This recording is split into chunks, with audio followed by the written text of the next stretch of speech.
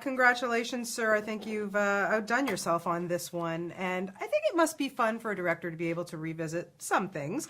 But for this one, were you kind of chomping at the bit because you had so much more to say about Sherlock? And Chomping at a bit, no.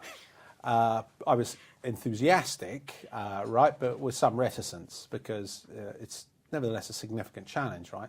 I like the last one, and we threw quite a lot of toys at the last one, and so there's quite a few boxes you need to tick on the next one, right? And I like toys, and since we introduced a certain amount of technical toyery on the first one, and I think to a degree that's what the audience are expecting on the next one. So we had to throw quite a lot of technical toys at it. Had to come up with some new sensational ideas for the action. Had to make it, because Moriarty's in the equation, had to make it more intellectual. Had to up the stakes in general. So in that respect, I had my work cut out for me. So that's why I wasn't chewing a bit. Okay, but you did a fantastic job, really. You really stepped it up. That's very kind of you to say so. You're quite welcome. And I just wonder for you as a director to still watch somebody, like Robert Downey Jr. and Jude Law do what they do. I mean, those two were even better than they were in the first one, and I thought they were spectacular in the first one. What's it like for you to work with these guys? Well, because they've slept with one another now, we've got a lot of issues out the way.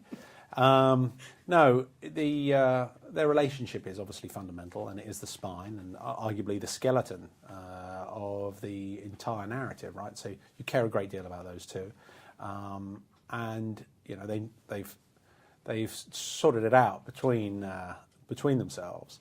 They've got a rhythm.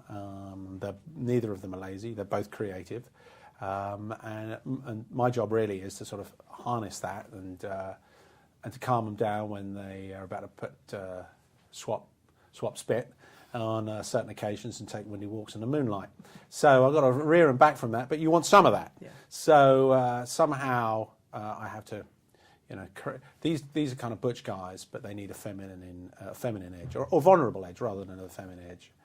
Yeah. Let's talk about some of the new characters in the film, because the casting, wow, brilliant. I want to start with Jared Harris as Moriarty, because here you're dealing with a literary figure who, even though he was only in 2 books, people are like, wow, Moriarty. Why Jared Harris? I just thought he did such a great job.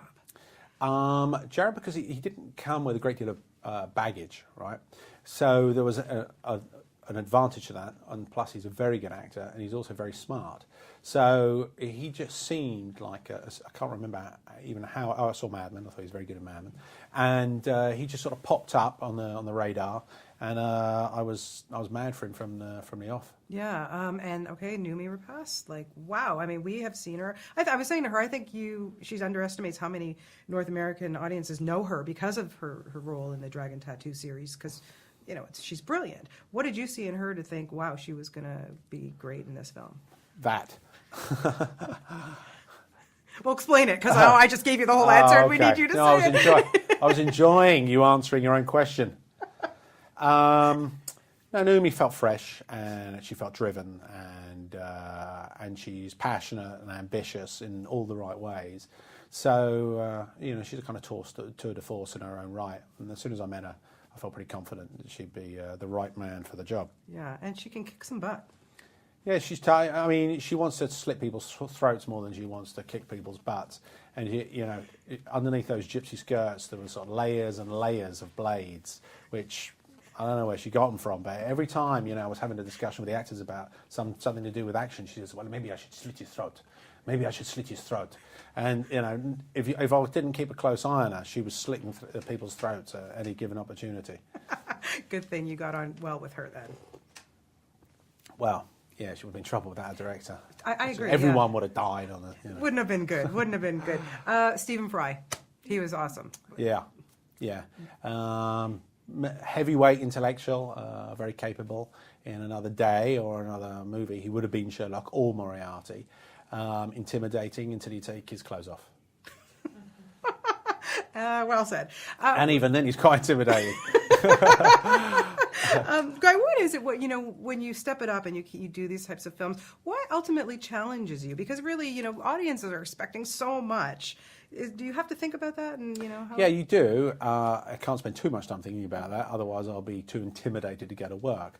So, it's a question of, by the way, I like the job, I like the challenge, I like the fact that there are other people that are good at this job, and then you realise you can't get lazy, and filmmaking changes, and the style of directing changes, the palette of the audience changes.